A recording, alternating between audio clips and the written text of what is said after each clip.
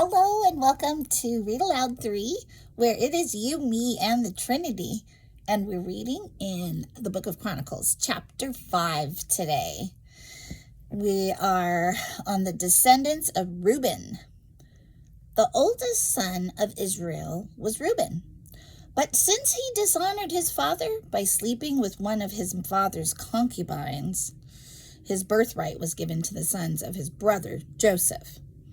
For this reason, Reuben is not listed in the genealogical records as the firstborn son. Wow. Don't do that.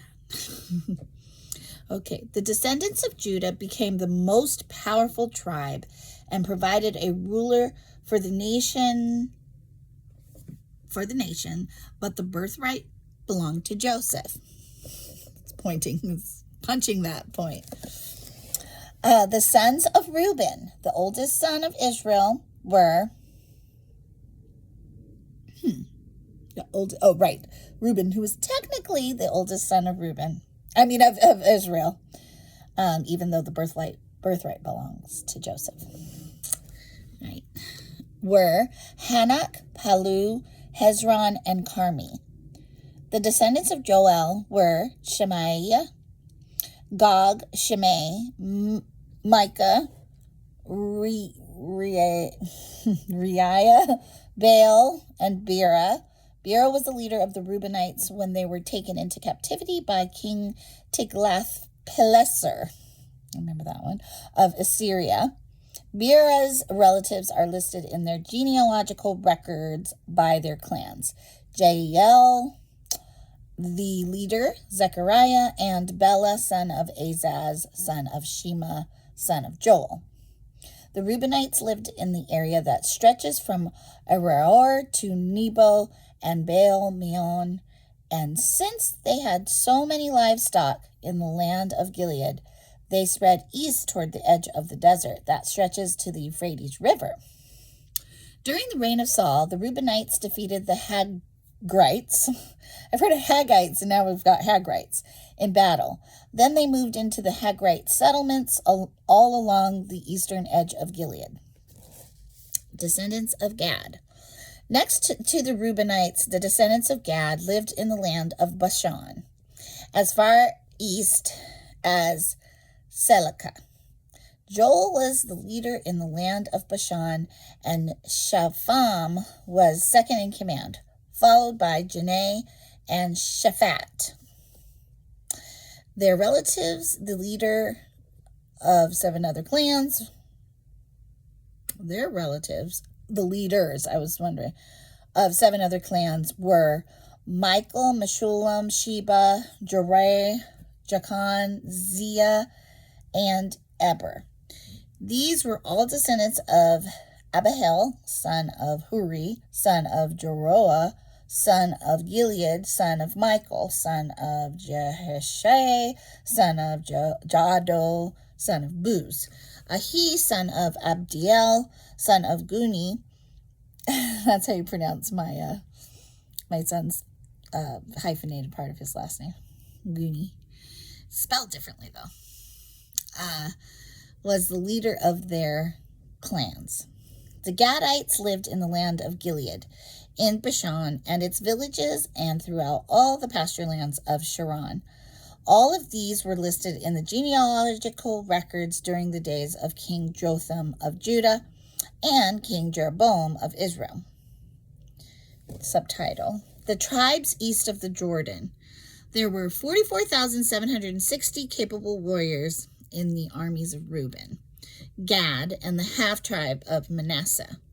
They were all skilled in combat and armed with shields, swords, and bows. They waged war against the Hagrites, the Jederites, the Naphishites, and the Nodabites. They cried out to God during the battle, and he answered their prayer because they trusted in him. So the Hagrites and all their allies were defeated. The plunder taken from the Hagrites included 50,000 camels, 250,000 sheep and goats, 2,000 donkeys, and 100,000 captives. Many of the Hagrites were killed in the battle because God was fighting against them. The people of Reuben, Gad, and Manasseh lived in their land until they were taken into exile. The half-tribe of Manasseh was very large and spread through the land from Bashan to Baal Hermon, Sinir, and Mount Hermon. These were the leaders of their clans: Epher, Ishi, Eliel, Azriel, Jeremiah, Hodaviah, and Jadiel. These men had a great reputation as mighty warriors and leaders of their clans. But these tribes were unfaithful to the God of their ancestors. They worshipped the gods of the nations that God had destroyed. So the God of Israel caused King Pul of Assyria, also known as Tiglath-Pileser, to invade the land and take away the people of Reuben, Gad, and the half-tribe of Manasseh as captives. The Assyrians exiled them to Hala, Habor, Hara, and the Gozan River, where they remain to this day. Wow. And whenever it says to this day, it's like an exclamation point to me, right?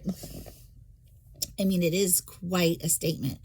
Even though this is obviously a different time than we live in, but it makes you wonder if prophetically it's not just for that time, but to, wherever that land is and whatever it's named and whoever is there, I'm sure could be possible that people are still there to this day.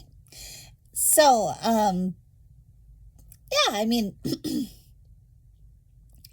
we were talking, I had a family kind of monthly call today where we just connect with the larger family who are out of the area as well, and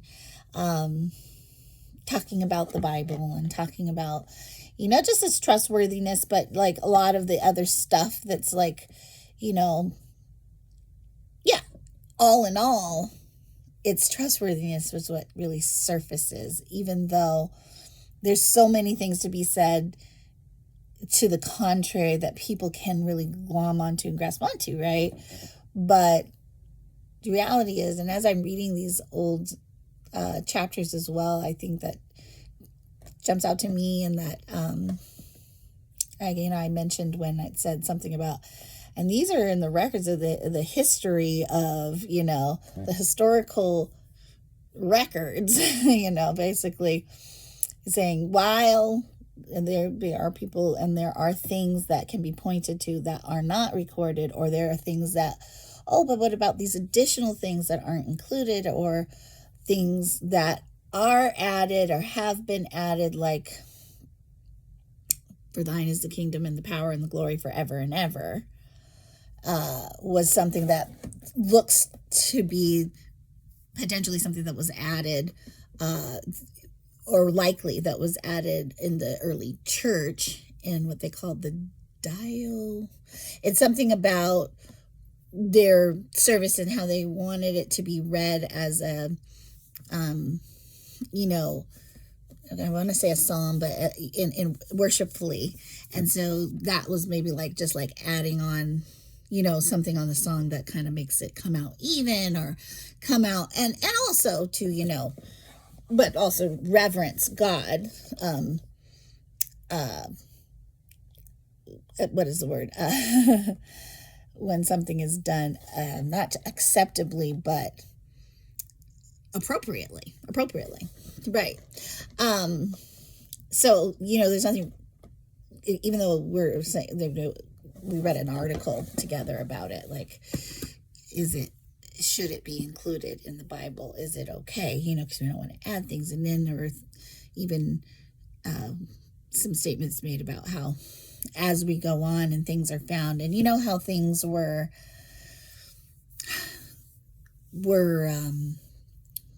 what's the word, found to be canonical or not canonical, when they were put through a process, kind of a rigorous process to decide in the early church fathers if these things had been talked about enough to really be what seemed right to be a part of Scripture, or were they sort of extraneous and maybe not mentioned again, or so that they would know they had some standard that they were determining the canon based on what they call the canon, which is kind of the complete Bible, and so no, we don't want to add anything that is not supposed to be there, and we don't want to take anything away that is supposed to be there because of what it says in Revelation about that. And that is, a serious, something scriptural to pay attention to. But also, it's just, I think, as this canon has been, developed, you know what I mean? All of the process has been so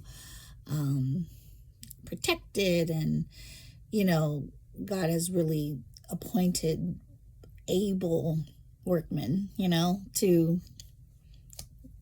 make sure that this came through the ages as it has. And so I don't know what got me off on that tangent with this chapter, but it was something, and it just kind of led me into realizing or speaking about things that it's been coming up a lot lately. One of my last videos, and that's my family discussion today. So I guess it's because I was saying, I wonder if, to this day still means to this day, and I was saying I don't see why it certainly potentially could really mean to this day. And if it didn't mean to this day, but maybe at the time it was written, it wouldn't be discounting any of its validity either. It's just one way or the other. I'd have to, do some research, obviously. So if you have any comments, additional knowledge to add to the conversation that we could have, that would be wonderful. So please do. And in the meantime, have yourself a wonderful Saturday night. Fish fry or whatever you guys do for Saturday nights. And I will be back on Sunday. That's my plan. See you then. Bye.